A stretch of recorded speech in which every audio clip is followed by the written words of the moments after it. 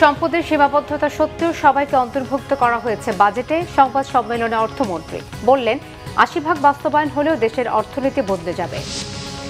চাপে থাকা অর্থনৈতিক বাস্তবতার বাজেটে মূল্যস্ফীতি নামানো কঠিন হবে মনে করে সিপিডি।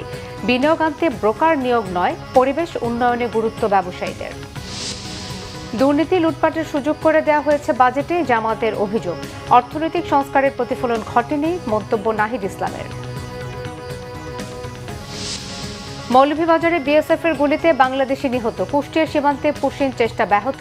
একসাথে কাজ করলে সমস্যা থাকবে না, আশা ভারতের নতুন হাই কমিশনারের। দেখছিলেন ক্রাউন সিমেন্ট সংবাদ শিরোনাম। এবার বিস্তারিত। নতুন বাজেট সব শ্রেণী পেশার মানুষের বাজেট দাবি করলেন অর্থমন্ত্রী আমির খসরু মাহমুদ চৌধুরী। সম্পদের সীমাবদ্ধতা সত্ত্বেও সবাইকে ভিন্নধর্মী বাজেটে অন্তর্ভুক্ত করা হয়েছে। নতুন বাজেটের অন্তত ৮০% বাস্তবায়ন হলেও দেশের অর্থনীতি বদলে যাবে এমন আশা তার। সরকারি কর্মচারীদের বেতন ভাতা বাড়ানোর ফলে দুর্নীতি কমবে বলেও মনে করেন অর্থমন্ত্রী। আরও জানাচ্ছেন জিয়াউল হক সবুজ।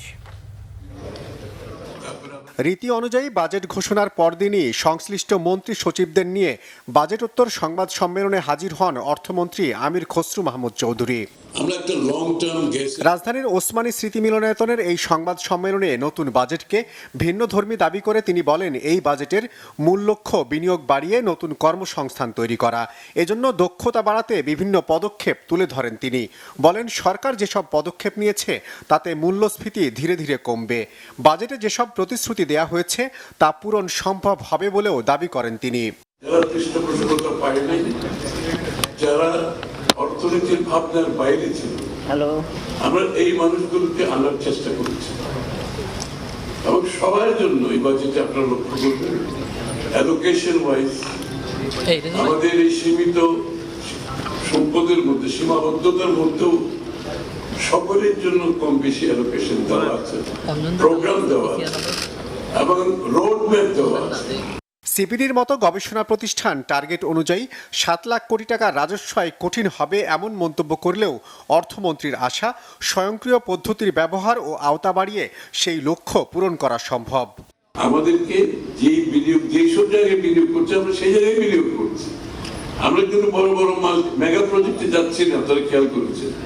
আমরা বিশাল কোনো প্রজেক্টে যাচ্ছি না। সব কনসিডারেশনটা মাথায় রেখে আমাদের এই প্রোগ্রামটা করা হয়েছে। যদিও বা আমি আপনারা সবাই জানেন আমাদের সীমাবদ্ধতা অনেক বেশি এই বাজেটে, সুতরাং কিন্তু আমরা ট্রেন্ডটা সেট করে দিচ্ছি। বাংলাদেশের অর্থনীতি এখন যেখানে দাঁড়িয়ে আছে 2 বছরের কুশন লাগবে। 3rd ইয়ার থেকে ইকোনমি সামনের দিকে যাবে, স্থিতিশীল হবে, তারপরে সমৃদ্ধির দিকে যাবে। 4th 5th ইয়ারে গিয়ে ইনশাআল্লাহ 4th 5th ইয়ারে গিয়ে অর্থনীতি পুরোপুরি ঘুরে দাঁড়াবে এবং যা আমরা যেই ওয়াদাগুলো করেছি জনগণের কাছে সেগুলো পূরণ করতে আমরা সক্ষম। কালো টাকা সাদা করার সুযোগ প্রশ্নে অর্থমন্ত্রী জানান, মৌজা ভিত্তিক জমির দর যৌক্তিক করা হলেই এই সুযোগ বন্ধ হবে। বেতন ভাতা বাড়লে সরকারি কর্মচারীদের দুর্নীতিও কমবে। বেতন বৃদ্ধি হলে তো দুর্নীতি কমার কথা। এটা তো স্বাভাবিকভাবে মানুষের যখন অভাব থাকে তখন দুর্নীতির আশ্রয় নেওয়ার একটা প্রবণতা থাকে, এটা তো অস্বীকার করে লাভ নেই। 11 বছরের পে স্কেল হয় নাই, কিন্তু এদিকে তো ইনফ্লেশন, মূল্যস্ফীতি, কস্ট অফ লিভিং তো বেড়েছে। তাহলে সেই জায়গাটা তো আমাদেরকে অ্যাডজাস্ট করতেই হবে, তাই না? বেসরকারি খাতে আবার ইনফ্লেশনের সাথে বেতন বাড়বে, এটা তো একটা ডিস্টরশন হয়ে যায়। সুতরাং এই জায়গাটাই আমরা আশা করছি এটার সাথে সাথে দুর্নীতিও কমবে স্বাভাবিকভাবে। এ সময় বাংলাদেশ ব্যাংকের গভর্নর মোস্তাকুর রহমান জানান, ইসলামী ব্যাংকে সরকার কোনো হস্তক্ষেপ করছে না, তবে ব্যাংকটিকে অস্থির করার অপচেষ্টা চলছে।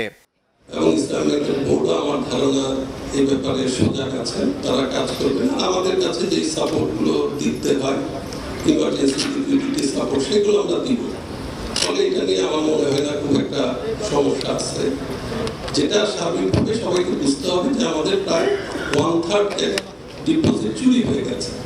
সৃজনশীল অর্থনীতি গড়ার পাশাপাশি রাজধানীর পূর্বাঞ্চলে 160 একর জায়গার উপর বিশ্বমানের পূর্ণাঙ্গ বিনোদন কেন্দ্র গড়ে তোলার পরিকল্পনাও জানানো হয় সংবাদ সম্মেলনে। জিয়াউল হক সবুজ, বাংলা ভিশন, ঢাকা। অর্থনীতির সব সূচকই চাপে থাকায় আসছে অর্থবছরে 6.5% জিডিপি অর্জন ও মূল্যস্ফীতি 7.5% নামিয়ে আনতে সরকারের লক্ষ্য অর্জন কঠিন হবে বলে মনে করেন Centre for Policy Dialogue CPD. কালো টাকা সাদা করার সুযোগ রাজনৈতিক, অর্থনৈতিক ও একই সাথে নৈতিকভাবে ঠিক হয়নি বলে গবেষণা প্রতিষ্ঠানটি মনে করছে। রিপোর্ট গোলাম ময়নুল হাসানের। প্রতি বছরের ধারাবাহিকতায় রাজধানীর হোটেলের 2026-27 অর্থ বছরের প্রস্তাবিত বাজেটের আনুষ্ঠানিক পর্যালোচনা জানাতেই সিপিডির এই মিডিয়া ব্রিফিং এর আয়োজন। মাত্র 4 মাসের মাথায় একটি জাতীয় বাজেট তৈরি করেছেন। সংস্থাটির নির্বাহী পরিচালক ডক্টর ফাহমিদা খাতুন বলেন, বাজেটটি এমন একটি সময় বিএনপি সরকারকে দিতে হয়েছে যখন অর্থনীতি বিভিন্নভাবে চাপের মুখে। এমন একটা সময় এসেছে যখন অর্থনীতিতে বহুমাত্রিক চ্যালেঞ্জ রয়েছে এবং গত প্রায় 4 বছর থেকে আমরা জানি যে উচ্চ মূল্যস্ফীতি বিরাজমান।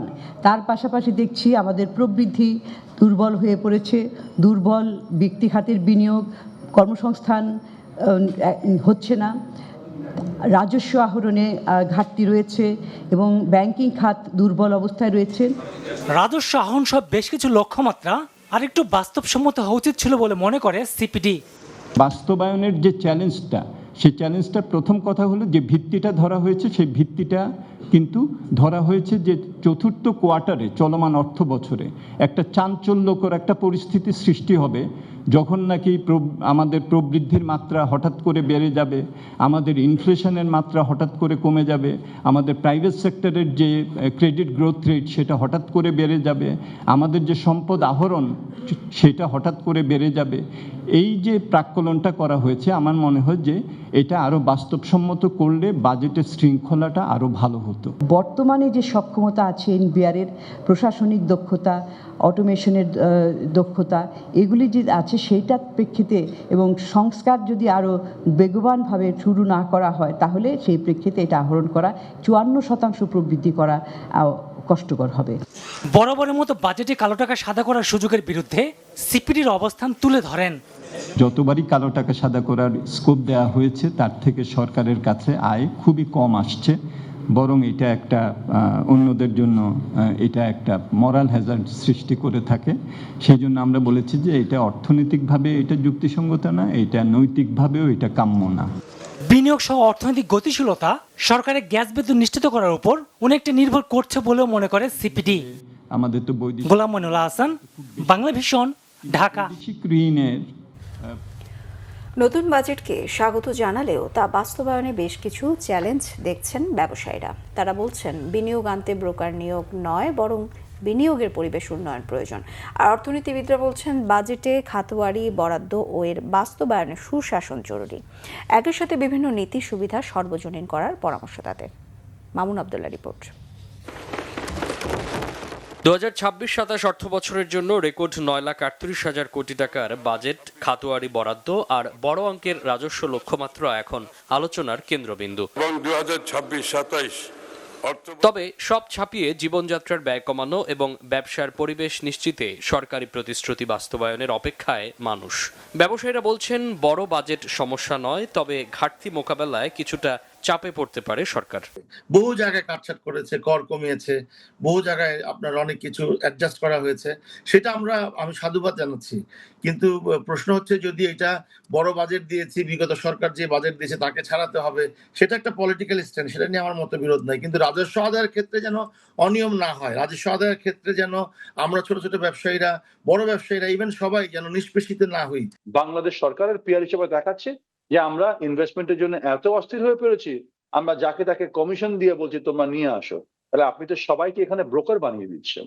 এইটা না করে আপনি যদি বিনিয়োগকারীকে যদি কোনো কর রেয়াতে সুবিধা দিতেন তাহলে কিন্তু আমাদের এই সাউন্ড অফ ডেসপারেশনটা হতো না। অগ্রিম কর ও উৎসে কর কমানো হলেও তা যথেষ্ট নয় উল্লেখ করে ব্যবসায়ীরা বলছেন বিনিয়োগের পরিবেশ ফিরিয়ে আনাই বড় চ্যালেঞ্জ হবে সরকারের জন্য। চ্যালেঞ্জ হচ্ছে সুশাসন। আপনি যখন সুশাসন নিশ্চিত করবেন, ন্যায্য বিচারের ব্যবস্থা করবেন, তখনই দেখবেন যে আপনার দেশি বিদেশি বিনিয়োগকারীরা বিনিয়োগ করবে, সেখানে কর্মসংস্থান হবে, জবাবদিহিতার জায়গা থাকবে। তারা অগ্রিম কর থেকে শুরু করে উৎসে কর থেকে শুরু করে অনেক জায়গায় তারা অ্যাডজাস্ট করেছে। বাট প্রধান যেটা প্রয়োজন ছিল, যেটা আমরা সবসময় ব্যবসায়ীরা আজকে থেকে না বিগত 1 দশকে বলে এসেছি, ক্রমাগতভাবে আপনি 2.5% করে কমিয়ে এনে আপনাকে ভিয়েতনামের মতো একটা দেশের সাথে তুলনা করে আপনাকে 20% পরে আনতে হবে। অর্থনীতিবিদরা বলছেন, সরকারের দেয়া নীতি সুবিধা শুধু ব্যবসায়ীরাই যেন ভোগ না করে, বরং তা সাধারণ মানুষ পর্যন্ত পৌঁছায়, সেদিকে নজর দিতে হবে সরকারকে।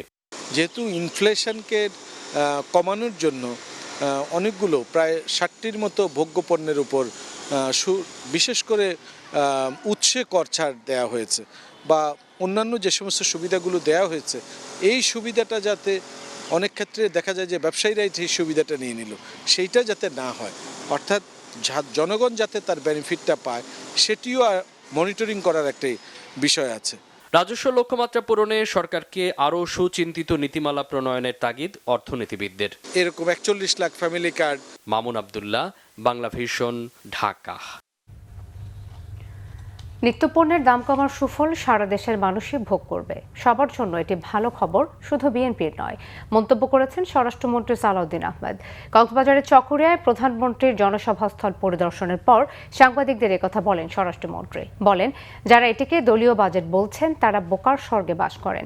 এ সময় বিরোধী দলকে ইঙ্গিত করে সালাউদ্দিন আহমেদ বলেন, বিএনপি একা সরকার গঠন করেনি, অনেক দল নিয়ে জোটবদ্ধ নির্বাচন ও সরকার গঠন করেছে, এ বিষয়ে কোনো দ্বিমত নেই। মন্ত্রী জানান, এবারে বাজেট গরিব দুঃখী মেহনতি মানুষের বাজেট।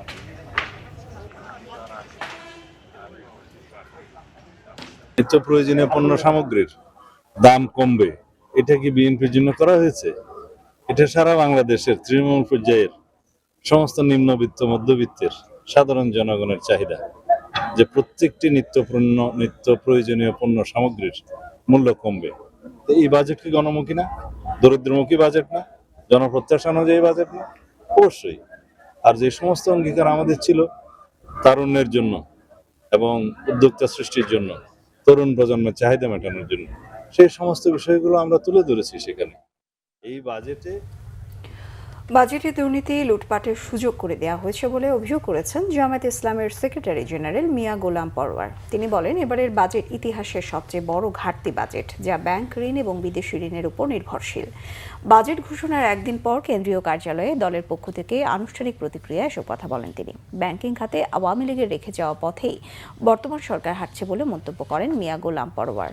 বলেন, গার্মেন্টস খাতে কাঁচামাল আমদানির ক্ষেত্রে শুল্ক বাড়ানোর ফলে রপ্তানি আয় হুমকির মুখে পড়বে। রাজস্ব আয়ের ক্ষেত্রে বাস্তবসম্মত রূপরেখা দিতে সরকার ব্যর্থ হয়েছে বলে অভিযোগ তার। জুলাই সনদের ভিত্তিতে বাজেট না হওয়ার কারণে দুর্নীতির সুযোগ থেকে যাচ্ছে বলে মন্তব্য করেন মিয়া গোলাম পরওয়ার। কর বৃদ্ধি যে করা হয়েছে, যেগুলো সাধারণ নাগরিক জীবনে, গার্মেন্ট শিল্পের উপরে অন্যান্য জায়গায় ইফেক্ট করবে, ভাষার সলচাতুরি ওনারা বলেছেন যে আমরা করের উৎস বাড়াচ্ছি, করের জাল তৈরি করে নাগরিক জীবনে এটার যে প্রেশার, প্রভাবটাকে ওনারা শব্দ প্রয়োগের মাধ্যমে সেই চালাকি করে কর বৃদ্ধির জায়গাগুলো এড়িয়ে যাওয়ার চেষ্টা করেছেন। সেটা এই বাজেটের একটা বড় বৈশিষ্ট্য, যে এত বড় ঘাটতি বাজেটের ব্যয় সংকুলান, ব্যাংক লোন করা হবে, তাতে আমার কর্মসংস্থান, আমাদের বিনিয়োগ, বেসরকারি বিনিয়োগ তো অটোমেটিক্যালি কমে যাবে। জাতীয় নাগরিক পার্টি এনসিপির আহ্বায়ক নাহিদ ইসলাম বলেছেন, এবারে বাজেটে অর্থনৈতিক সংস্কারের প্রতিফলন ঘটেনি, বরং বড় বাজেট দুর্নীতির সুযোগ বাড়ায়, তা বাস্তবায়নও কঠিন হয়ে পড়বে। দুপুরে চট্টগ্রাম সার্কিট হাউসে জুমার নামাজ শেষে তিনি এসব কথা বলেন। নাহিদ ইসলাম বলেন, সরকার রাজনৈতিক প্রতিহিংসার জায়গা থেকে এনসিপি, জামাত ও 11 দলকে কোণঠাসা করার চেষ্টা করছে। যেখানে দেশে প্রতিষ্ঠান তৈরি করার কথা, সেখানে বিভিন্ন প্রতিষ্ঠানের উপর আঘাত হানছে। সরকার এস আলমের হাতে আবারও ইসলামী ব্যাংকে তুলে দেওয়ার চেষ্টা করছে বলে অভিযোগ করেন নাহিদ। বড় বাজেট মানে সেটাকে কিন্তু বড় দুর্নীতি করারও সুযোগ থাকে। এই যে বিভিন্ন কার্ড বলেন, খাল খনন কর্মসূচি বলেন, সরকার দলীয় এমপিরা যে বরাদ্দ পাচ্ছে, যেটা বিরোধী দলীয় এমপিরা পাচ্ছে না, আওয়ামী আমলের সেই টাকা কিভাবে তারা আদায় করবে, তাদের বিচার কিভাবে নিশ্চিত করবে, পাচারকৃত টাকা কিভাবে তারা আনবে। এস আলম সহ এই বড় বড় যারা মাফিয়া অলিগার্ক রয়েছে, ফ্যাসিবাদের দ্বারা পুষ্ট হয়ে যারা জনগণের টাকা লুট করেছে, এখন বিদেশে আছে, বিদেশে টাকা পাচার করছে, তাদেরকে কিভাবে বিচারের আওতায় আনবে, সেই ধরনের কোনো বক্তব্য কিন্তু আমরা পাইনি। বরং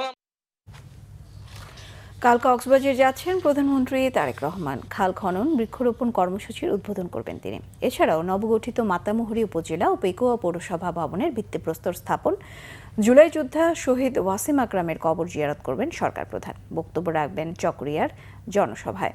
মোহাম্মদ ইউনুসের ভিডিও চিত্রে মোর্শেদুর রহমান খোকনের রিপোর্টে বিস্তারিত। সৈকত শহর কক্সবাজারে যাচ্ছেন প্রধানমন্ত্রী তারেক রহমান। প্রধানমন্ত্রীর আগমনকে ঘিরে উৎসবের আমেজ কক্সবাজারে। নিরাপত্তা জোরদার সহ ব্যাপক প্রস্তুতি নিয়েছে জেলা প্রশাসন, আইন শৃঙ্খলা বাহিনী। অনেক প্রত্যাশা নিয়ে অধীর আগ্রহে প্রধানমন্ত্রীর অপেক্ষায় বিএনপির নেতাকর্মী সহ স্থানীয় লোকজন। মাতামরি উপজেলা বাস্তবায়নের মধ্য দিয়ে আমরা মাতামরিবাসীর দীর্ঘদিনের লালিত স্বপ্ন পূরণ হতে যাচ্ছে। আমরা খুবই আনন্দিত। চকরিয়া পেকুয়া মাতামরিতে এসে উন্নয়নমূলক কাজগুলো উদ্বোধন করবেন। সরকার গঠনের পর মাননীয় প্রধানমন্ত্রী দেশনায়ক তারেক রহমানের কক্সবাজার আগমন উপলক্ষে নেতাকর্মীদের মধ্যে উৎসাহ উদ্দীপনা দেখা দিয়েছেন। আমরা তার আগমনের জন্য অধীর আগ্রহে অপেক্ষা করছি এবং তার আগমনের বার্তায় পেকুয়াবাসী অত্যন্ত আনন্দিত, উচ্ছ্বসিত। চট্টগ্রাম কক্সবাজার মহাসড়ক 6 লেনে উন্নীতকরণ, পর্যটনে বিনিয়োগ বৃদ্ধির পাশাপাশি শিক্ষায় বহুগুণ পিছিয়ে পড়া জেলাটির প্রতি প্রধানমন্ত্রী তারেক রহমান সুনজর দেবেন এমন প্রত্যাশা সংশ্লিষ্টদের। যদিও আমরা অনেকে বলি যে পর্যটন শহর, সরকারও বলে মাঝে মাঝে, আগের সরকারও বলতো, হয়তো এ সরকার এখনো বলেনি, হয়তো বলবেন যে আমরা তারেক রহমান সাহেবের কাছে এটা প্রত্যাশা করি বিনিয়োগের জন্য, এটা পর্যটন শিল্পের প্রসারে যেটা বিনিয়োগ করা হয়। 1979 সালের 4 ডিসেম্বর প্রধানমন্ত্রীর বাবা তখনকার রাষ্ট্রপতি জিয়াউর রহমান কক্সবাজারে গিয়ে সদর উপজেলার পিএম খালির পাতলি মাছুয়া খালিতে নিজ হাতে প্রথম খাল খনন করেছিলেন। 47 বছর পর অনেকটা ভরাট হয়ে যাওয়া সেই খাল পুনঃখনন করতে যাচ্ছেন তার উত্তরসূরি। আমাদের প্রাণের মানুষ, আমাদের ভালোবাসার মানুষ জনাব তারেক রহমান পিএম খালি ভ্রমণে এই পাতিলি খাল পুনঃখননে এলাকাবাসী খুবই আনন্দিত, উদ্বেলিত। যে স্থানগুলোতে উনি উদ্বোধন করবেন বা মত বিনিময় করবেন, সেটার জন্য আমরা সংশ্লিষ্ট ডিপার্টমেন্টের পক্ষ থেকে সার্বিক প্রস্তুতি গ্রহণ করা হয়েছে। সংশ্লিষ্ট ডিপার্টমেন্টের পক্ষ থেকে যাতায়াত এবং সফরটাকে নিরাপত্তামূলক এবং সফল করার লক্ষ্যে যে কোঅর্ডিনেশন সেগুলো আমরা করেছি। কক্সবাজারবাসীর দীর্ঘদিনের স্বপ্ন ছিল পেকুয়া পৌরসভা ও মাতামুহুরী নতুন উপজেলার। জাতীয় নির্বাচনের আগে এই প্রতিশ্রুতি দিয়েছিলেন স্বরাষ্ট্রমন্ত্রী সালাউদ্দিন আহমেদ। প্রধানমন্ত্রীর কক্সবাজার সফরে এলাকাবাসীর দীর্ঘদিনের সেই স্বপ্ন বাস্তবে রূপ পেতে যাচ্ছে। Bangla vision news desk. মৌলভীবাজারের কুলাউড়া উপজেলার দত্তগ্রাম সীমান্ত এলাকায় ভারতীয় সীমান্তরক্ষী বাহিনী বিএসএফের গুলিতে মুজিবুর রহমান নামে এক বাংলাদেশি নিহত হয়েছেন। শুক্রবার বিকেলে উপজেলার শরীফপুর ইউনিয়নের দত্তগ্রাম সীমান্তের নিশ্চিন্তপুর এলাকায় এ ঘটনা ঘটে। কুলাউড়া থানার ভারপ্রাপ্ত কর্মকর্তা জহিরুল ইসলাম মুন্না ঘটনার সত্যতা নিশ্চিত করেছেন। পুলিশ জানিয়েছে, নিশ্চিন্তপুর এলাকায় মনু নদীতে নামার পর মুজিবুর ভারতীয় সীমানায় চলে গেলে বিএসএফ তাকে গুলি করে। এদিকে শ্রীমঙ্গল ব্যাটালিয়ন 46 বিজিবি এর অধিনায়ক লেফটেন্যান্ট কর্নেল সরকার আসিফ মাহমুদ জানিয়েছেন, সীমান্ত এলাকায় গুলির ঘটনার খবর পাওয়া গেছে। পুশিন নিয়ে ঢাকা দিল্লি একসাথে কাজ করছে বলে জানিয়েছেন নবনিযুক্ত ভারতীয় হাই কমিশনার দীনেশ ত্রিবেদী। বেলা 11:30টার দিকে বেনাপোল পেট্রোল পোল স্থলবন্দর দিয়ে বাংলাদেশে প্রবেশ করেন তিনি। সাবেক কেন্দ্রীয় রেলমন্ত্রী ও বিজেপির এই নেতার সড়কপথে যশোর থেকে ঢাকায় পৌঁছানোর কথা রয়েছে। এর আগে গত এপ্রিল মাসে ভারত সরকার দীনেশ ত্রিবেদীকে বাংলাদেশে ভারতীয় হাই কমিশনার হিসেবে নিয়োগ দেয়। দুই দেশের 55 বছরের সম্পর্কের ইতিহাসে ভারত এবার প্রথম কোনো রাজনীতিবিদকে দেশটির হাই কমিশনার করে বাংলাদেশে পাঠালো।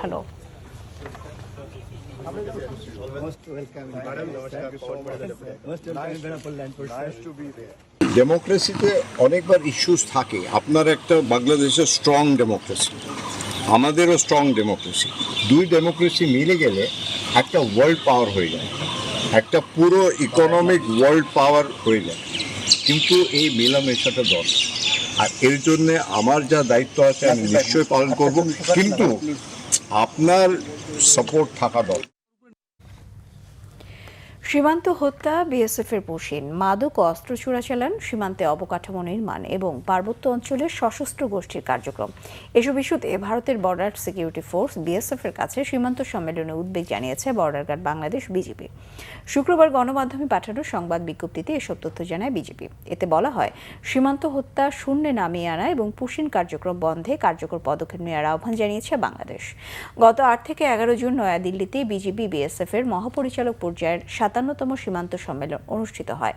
সংবাদ বিজ্ঞপ্তিতে বলা হয়, শীর্ষ পর্যায়ের এই সম্মেলনে বিজিবির 14 সদস্যের প্রতিনিধি দলের নেতৃত্ব দেন মহাপরিচালক মেজর জেনারেল মোহাম্মদ আশরাফুজ্জামান সিদ্দিকী। বিএসএফের 12 সদস্যের প্রতিনিধি দলের নেতৃত্ব দেন মহাপরিচালক প্রবীণ কুমার। নভেম্বরে ঢাকায় পরবর্তী মহাপরিচালক পর্যায়ের বৈঠক আয়োজনের বিষয়ে নীতিগতভাবে সম্মত হয়েছে দুপক্ষ। সরকার জনস্বার্থে আদ্দিন হাসপাতালের কার্যক্রম পরিচালনা করার অনুমতি দেবে, এমন প্রত্যাশা। গাফিলতির কারণে 6 নবজাতকের মৃত্যুর ঘটনায় লাইসেন্স বাতিল হওয়া হাসপাতালটির কর্তৃপক্ষের। এদিকে আদ্দিন হাসপাতালে রোগীদের চিকিৎসা দিতে ঢাকা মেডিকেল সহ 6 হাসপাতালকে নির্দেশ দিয়েছে স্বাস্থ্য অধিদপ্তর। শুক্রবার দুপুরে হাসপাতালে এক সংবাদ সম্মেলনে এই প্রত্যাশার কথা জানান আদ্দিন হাসপাতালের পরিচালক তারিকুল ইসলাম মুকুল। আগামী 30 দিনের মধ্যে লাইসেন্স বাতিল আদেশ পুনর্বিবেচনা করতে স্বাস্থ্য অধিদপ্তরে আবেদন করা হবে বলেও জানান তিনি। বর্তমানে হাসপাতালটিতে 416 জন রোগী ভর্তি আছে। এছাড়া এনআইসিইউতে 60 নবজাতক শিশু, আইসিইউতে 20 জন এবং সিসিইউতে 4 জন রোগী ভর্তি রয়েছে বলেও জানান তিনি। 27 মে 6 নবজাতকের মৃত্যুর ঘটনায় হাসপাতাল কর্তৃপক্ষের গাফিলতি রয়েছে মর্মে আদ্দিন হাসপাতালের লাইসেন্স বাতিল করে সরকার। স্বাস্থ্য অধিদপ্তর যে সিদ্ধান্ত দিয়েছে তা আমরা সঠিকভাবে প্রতিপালন করব। এক্ষেত্রে রোগীদের কোনো প্রকার ক্ষতি হয় সে বিষয়ে আমরা খেয়াল রাখছি এবং আমরা খেয়াল রাখবো ইনশাআল্লাহ। সেই সিদ্ধান্ত পুনর্বিবেচনার জন্য নির্ধারিত সময়ের মধ্যে আমরা আপিল করব। আমরা আশা করব জনগণের কথা বিবেচনা করে সরকার জনস্বার্থে হাসপাতালের স্বাভাবিক কার্যক্রম চলমান রাখবেন, আমাদের সেই অনুমতি দেবেন। আমাদের যে পোস্ট অপারেটিভ ওয়ার্ডে 6টি শিশু মৃত্যুবরণ করেছে সে ওয়ার্ড আমরা বন্ধ রেখেছি। আমরা প্রতিশ্রুতি দিচ্ছি যে আগামী 3 মাসের মধ্যে আমরা উক্ত ওয়ার্ডের সকল সংস্কার কার্যক্রম সম্পন্ন করব। বাজেট ঘোষণার পর রাজধানীর খুচরা বাজারে নিত্যপণ্যের দামে তেমন পরিবর্তন হয়নি। চাল, ডাল, পেঁয়াজ, রসুন সহ বেশিরভাগ পণ্য বিক্রি হচ্ছে আগের দামে। কিছুদিন আগে জ্বালানি তেলের দাম বৃদ্ধির প্রভাব এখনও পুরোপুরি বাজারে পড়েনি, তবে শঙ্কা ঘুরছে মানুষের মধ্যে। কারণ গত সপ্তাহের তুলনায় ভোজ্য তেলের দাম লিটারে 5 টাকা বেড়েছে, আর মুরগির দাম কেজিতে বেড়েছে 30 থেকে 40 টাকা। মেজবা রহমানের রিপোর্ট। প্রস্তাবিত বাজেট ঘোষণার পর রাজধানীর বাজারগুলোতে এখনো বড় ধরনের মূল্য পরিবর্তন না ঘটলেও ব্যবসায়ীরা হিসাব কষতে শুরু করেছেন নতুন বাস্তবতায়। বাজেটের প্রভাব এখনো পড়েনি রাজধানীর মাছের বাজারে। ঈদের পর মাছের আমদানি বেড়েছে, দামও কিছুটা কমেছে দাবি ব্যবসায়ীদের।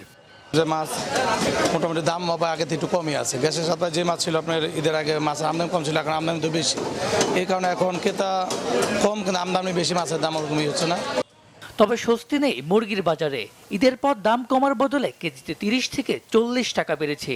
এর পিছনে সিন্ডিকেটের দিকে আঙ্গুল ব্যবসায়ীদের। মুরগির দাম এই বছর আর কমে নেই, কারণ যে আগে যে ডাইরেক্ট গৃহস্থ মুরগি পালন করতো, ওই মুরগিগুলো আনলে ঢাকায় কুরবানির পর কম হইতো। এখন তো কোম্পানির হাতে ব্যবসা চলে গেছে, কোম্পানিরা সিন্ডিকেট করে ব্যবসা করতেছে।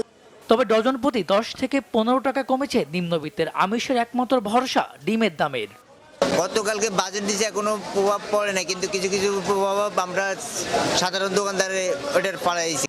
এদিকে বাজেটের প্রভাব কাঁচা বাজারে এখনো পড়েনি জানিয়ে ব্যবসায়ীরা বলছেন বেশিরভাগ সবজি আগের দামেই চলছে। কিছু সবজির দাম কমেছে বলে দাবিও তাদের। ভোজ্য তেলের পাশাপাশি পোলাও চাল সহ অন্যান্য চালের দাম একটু বাড়তি, কিন্তু সাধারণ ক্রেতাদের কাছে এটি বড় ধরনের চাপ। দাম কিছু তো বাড়তি আছে। মাছ যেটা 500 টাকা রুই মাছ আজকে 600। অন্যান্য তুলনায় আজকে একটু দাম বেশি দেখা যাচ্ছে। মানে আগে দেওয়া কিনছি 1200, এখন দেখা যায় 1400, এরকম দাম বেশি। সবসময় বাড়ে কমার কোনো প্রশ্নই ওঠে না। বাজেট দেখবো যা হোক, এদেশে কোনো নিয়ন্ত্রণ নাই তো কাউরি। সরকার যাই হোক হ্যার কামে হ্যাঁ করবো, আমাদের করবো। বাজেটের প্রভাব সামনে কতটা পড়ে সেদিকে নজর ক্রেতা বিক্রেতাদের। মেজবা রহমান, বাংলাভিশন, ঢাকা। বাংলাদেশের উন্নয়নের ক্ষেত্রে চীনের সমর্থন রয়েছে বলে জানিয়েছেন স্থানীয় সরকার, পল্লী উন্নয়ন ও সমবায় মন্ত্রী মির্জা ফখরুল ইসলাম আলমগীর। ঠাকুরগাঁও শহীদ মোহাম্মদ আলী স্টেডিয়ামে বাংলাদেশ চীন মৈত্রী উদ্যোগে শিক্ষার্থীদের মাঝে শিক্ষা উপকরণ বিতরণ শেষে তিনি কথা বলেন।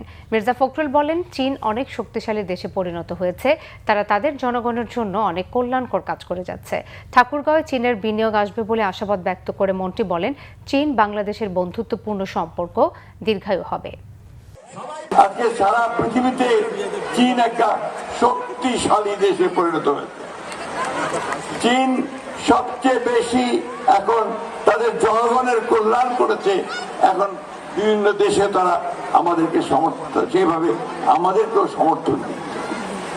আমাদের উন্নয়নের ক্ষেত্রে তারা আমাদেরকে সমর্থন দিচ্ছে। আগামী 2-1 মাসের মধ্যেই তিনি এখানে চীনা প্রতিনিধিদের পাঠাবেন, যারা এই অঞ্চলে শিল্প কারখানা তৈরি করার উদ্যোগ গ্রহণ করবে আমাদের ব্যবসায়ীদের সঙ্গে। চীনের ইউনান প্রদেশের সাথে বাংলাদেশের সম্পর্ক আরও জোরদারের বিষয়ে একমত হয়েছে দুপক্ষ। চীনের সফররত বাংলাদেশি প্রতিনিধি দলের সাথে বৈঠকে সিদ্ধান্ত হয়। বৈঠকে বাংলাদেশ প্রতিনিধি দলের নেতৃত্ব দেন deputy speaker barrister Kaiser Kamal. চীনের ইউনান প্রদেশের কুনমিংয়ে অনুষ্ঠিত বৈঠকে উপস্থিত ছিলেন শিল্প ও বাণিজ্য মন্ত্রী খন্দকার আব্দুল মুক্তাদির, সংসদ সদস্য আক্তার হোসেন, খালেদ মাহমুদ শ্যামল, সুলতানা জেসমিন ও চীনে বাংলাদেশের রাষ্ট্রদূত নাজমুল ইসলাম। চীনের পক্ষে নেতৃত্ব দেন ইউনান পিপলস কংগ্রেসের চেয়ারম্যান ও কমিউনিস্ট পার্টি অব ইউনান প্রদেশের সাধারণ সম্পাদক ওয়াং নিং। বৈঠকে ইউনান প্রদেশের সাথে বাংলাদেশের সম্পর্ক আরও জোরদার করার নানা দিক নিয়ে আলোচনা হয়। স্বাস্থ্য, বাণিজ্য, অর্থনৈতিক বিনিয়োগ, রোড কানেক্টিভিটি কিভাবে আরও বৃদ্ধি করা যায় তা নিয়ে বিস্তারিত আলোচনা হয়। বিএনপির স্থায়ী কমিটির সদস্য ডক্টর আব্দুল মঈন খান বলেছেন, বিএনপি নেতৃত্বাধীন সরকার বাংলাদেশকে বিশ্ব দরবারে একটি সম্মানজনক অবস্থানে নিয়ে যেতে কাজ করবে। শুক্রবার জাতীয় প্রেস ক্লাবে শহীদ রাষ্ট্রপতি জিয়াউর রহমানের শাহাদাত বার্ষিকী উপলক্ষে জাতীয়তাবাদী মৎস্যজীবী দল আয়োজিত এক আলোচনা সভায় প্রধান অতিথির বক্তব্যে তিনি একথা বলেন। ডক্টর মঈন খান বলেন, সাবেক রাষ্ট্রপতি জিয়াউর রহমানের অবদান তুলে ধরে তিনি বলেন, মাত্র 3.5 বছরের শাসনামলে তিনি একটি ভঙ্গুর রাষ্ট্রকে আন্তর্জাতিক অঙ্গনে সম্মানজনক অবস্থানে নিয়ে গিয়েছিলেন। খাল খনন কর্মসূচির মাধ্যমে কৃষিখাতে উল্লেখযোগ্য পরিবর্তন এনেছিলেন এবং বাংলাদেশকে আধুনিক রাষ্ট্রে রূপান্তরের ভিত্তি স্থাপনের কাজ শুরু করেছিলেন। তার আদর্শকে হৃদয়ে ধারণ করার মধ্য দিয়ে তাকে যথাযথভাবে স্মরণ করা সম্ভব বলেও মন্তব্য করেন তিনি।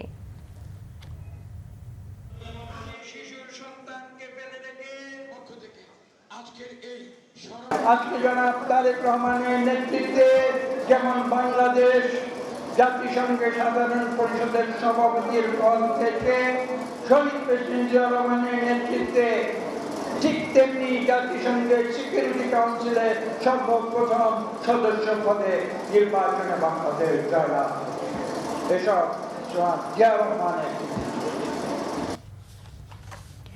নভেম্বরে রূপপুর পারমাণবিক বিদ্যুৎ কেন্দ্রের প্রথম ইউনিট চালু করা যাবে বলে জানিয়েছেন বিদ্যুৎ, জ্বালানি ও খনিজ সম্পদ মন্ত্রী ইকবাল হাসান মাহমুদ। রাজধানীর আফতাবনগরে পাওয়ার গ্রিড বাংলাদেশের প্রধান কার্যালয় পরিদর্শন শেষে সাংবাদিকদের সঙ্গে আলাপকালে তিনি একথা জানান। মন্ত্রী বলেন, ক্যাপাসিটি চার্জের নামে আগের সরকার বড় ধরনের আর্থিক বোঝা রেখে গেছে, তবে নতুন সরকার চাইলে তাৎক্ষণিকভাবে সবকিছু পরিবর্তন করতে পারে না। বিষয়গুলো আইনি প্রক্রিয়ার সঙ্গে জড়িত। আইন মন্ত্রণালয় বিষয়গুলো পর্যালোচনা করছে। রাতারাতি কোনো সিদ্ধান্ত নেওয়া সম্ভব নয়। বিদ্যমান চুক্তিগুলো পর্যালোচনা করা হচ্ছে এবং সে অনুযায়ী প্রয়োজনীয় ব্যবস্থা নেওয়া হবে। বলেন, স্থিতিশীল বিদ্যুৎ সরবরাহ নিশ্চিত করতে উৎপাদন ও সঞ্চালনের সঙ্গে সামঞ্জস্য রেখে বিতরণ ব্যবস্থার উন্নয়ন করা হয়নি। ফলে বিদ্যুৎ উৎপাদন ও সঞ্চালন সক্ষমতা ঠিক থাকলেও সরবরাহ ব্যবস্থায় ঘাটতি রয়ে গেছে। অপরিকল্পিতভাবে বিতরণ লাইন স্থাপন করায় উৎপাদন ও সঞ্চালন স্বাভাবিক থাকলেও অনেক এলাকায় দীর্ঘ সময় বিদ্যুৎবিহীন থাকতে হচ্ছে। এর মূল কারণ বিতরণ লাইনের সমস্যা বলেও মন্তব্য করেন ইকবাল হাসান মাহমুদ।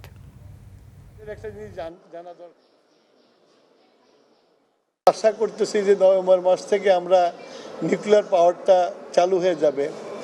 তো প্রত্যেকটা জেনারেশনের নিজেদের একটা ক্যারেক্টার আছে। ইন্ডিয়া থেকে যেটা আসতেছে, ইন্ডিয়ারও একটা নিজস্ব ক্যারেক্টার আছে। এগুলোকে যখন এক করে সমন্বয় করে এক জায়গায় নিয়ে এসে যখন এটাকে সব পাওয়ারকে একত্রিত করা হবে, তার জন্য একটা সিস্টেম তৈরি করতে হয়। সিঙ্ক্রোনাইজেশন বলে আর কি যেটাকে। সেই সিঙ্ক্রোনাইজেশনটা করার জন্য আমাদের পিজিসিবি কতখানি রেডি, আমার ডিস্ট্রিবিউশন কতখানি রেডি, এইটা নিয়ে পর্যালোচনা করলাম। আধুনিক বিজ্ঞান ও প্রযুক্তির শক্তিতে সভ্যতা এগিয়ে যায় মন্তব্য করে মুক্তিযুদ্ধ বিষয়ক প্রতিমন্ত্রী ইশরাক হোসেন বলেছেন, শিক্ষার মধ্য দিয়ে জাতিকে গড়ে তুলতে পারলে তরুণদের উদ্ভাবনী শক্তি বাংলাদেশকে বহুদূর এগিয়ে নিয়ে যেতে সক্ষম। মাধ্যমিক ও উচ্চশিক্ষা অধিদপ্তর বাংলাদেশ আয়োজিত startup science project and innovation ideal showcasing প্রোগ্রামে প্রধান অতিথির বক্তব্যে তিনি এসব কথা বলেন। শুক্রবার রাজধানীর সুট্টাপুরের কিশোরীলাল জুবিলি স্কুল ও কলেজ এই আয়োজন করে। প্রতিমন্ত্রী বলেন, সরকার বিজ্ঞান ও প্রযুক্তির উন্নয়ন, ব্যবহার ও শিক্ষার প্রসারে গুরুত্ব দিয়েছে, যাতে তরুণরা উন্নত বিশ্বের সাথে তাল মিলিয়ে নিজেদের গড়ে তুলতে পারে।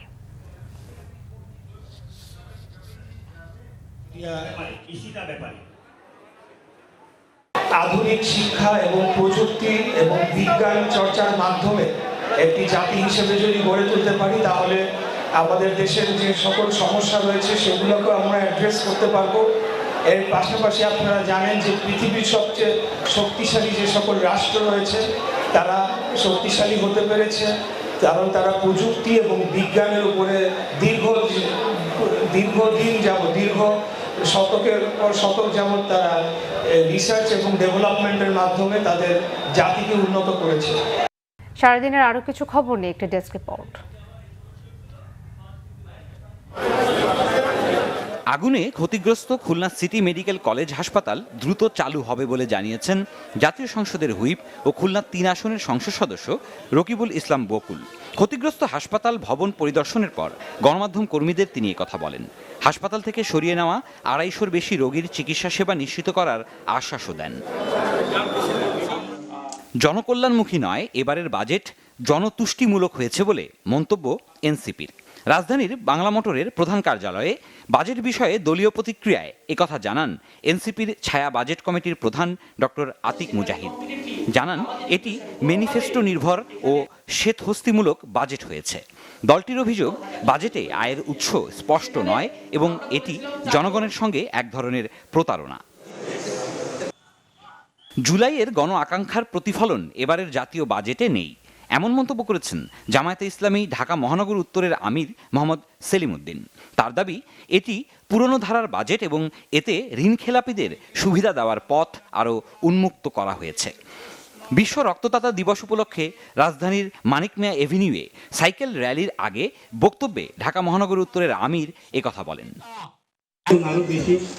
বর্ণাঢ্য আয়োজনের মধ্য দিয়ে সিলেটে উদ্বোধন হলো 24তম চারুকলা প্রদর্শনী। জেলা শিল্পকলা একাডেমির আয়োজনে প্রদর্শনী হয়। প্রধান অতিথি ছিলেন মেক্সিকোতে বাংলাদেশের রাষ্ট্রদূত মুশফিকুল ফজল আনসারি।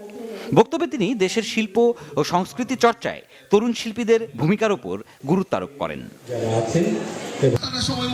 শরীয়তপুরের সখীপুর থেকে চাঁদপুর ফেরিঘাট পর্যন্ত সড়কের প্রশস্তকরণ ও সংস্কার কাজ উদ্বোধন করেছেন শরীয়তপুর 2 আসনের সংসদ সদস্য শফিকুর রহমান কিরণ। সখীপুরের তারাবুনিয়ায় এলজিইডির আয়োজনে এক অনুষ্ঠানে কাজের আনুষ্ঠানিক উদ্বোধন করা হয়। শফিকুর রহমান কিরণ বলেন, উন্নত যোগাযোগ ব্যবস্থা একটি এলাকার অর্থনৈতিক ও সামাজিক উন্নয়নের অন্যতম পূর্ব শর্ত। কাজ শেষ হলে মানুষের যাতায়াত সহজ হওয়ার পাশাপাশি ব্যবসা বাণিজ্য ও কৃষি পণ্য পরিবহনেও গতি আসবে বলে জানান তিনি।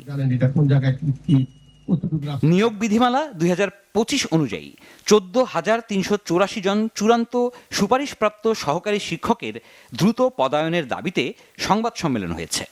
আয়োজনে শিক্ষকরা প্রধানমন্ত্রী তারেক রহমানের দৃষ্টি আকর্ষণ করেন এবং নিয়োগ বিধিমালা অনুযায়ী দ্রুত বিদ্যালয়ে পদায়ন, নিয়োগ কার্যক্রমের সুস্পষ্ট রোডম্যাপ প্রকাশ এবং এনএসআই রিপোর্ট সংক্রান্ত বিষয়ে স্বচ্ছ ব্যাখ্যার প্রতিশ্রুতি চান।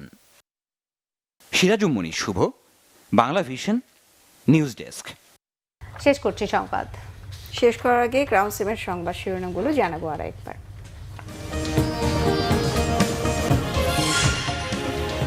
সম্পদের সীমাবদ্ধতা সত্ত্বেও সবাইকে অন্তর্ভুক্ত করা হয়েছে বাজেটে। সংবাদ সম্মেলনে অর্থমন্ত্রী বললেন, 80% বাস্তবায়ন হলেও দেশের অর্থনীতি বদলে যাবে। চাপে থাকা অর্থনৈতিক বাস্তবতার বাজেটে মূল্যস্ফীতি নামানো কঠিন হবে মনে করে সিপিডি। বিনিয়োগ আনতে ব্রোকার নিয়োগ নয়, পরিবেশ উন্নয়নে গুরুত্ব ব্যবসায়ীদের। দুর্নীতি লুটপাটের সুযোগ করে দেওয়া হয়েছে বাজেটে। জামায়াতের অভিযোগ, অর্থনৈতিক সংস্কারের প্রতিফলন ঘটেনি, মন্তব্য নাহিদ ইসলামের। মৌলভীবাজারে বিএসএফের গুলিতে বাংলাদেশি নিহত। কুষ্টিয়া সীমান্তে পুষুন চেষ্টা ব্যাহত। একসাথে কাজ করলে সমস্যা থাকবে না, আশা ভারতের নতুন হাই কমিশনারের।